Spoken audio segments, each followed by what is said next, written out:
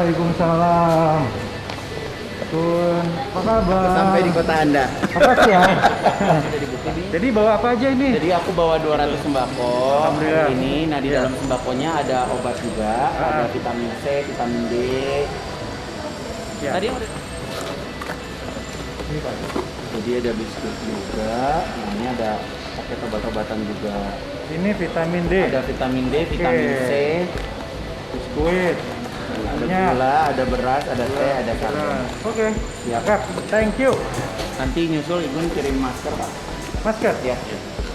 Warga Bogor, alhamdulillah hari ini kita tambahan amunisi logistik baru dari Igun dan teman-teman Yayasan Evoland. Yayasan Dunia Mega Bintang.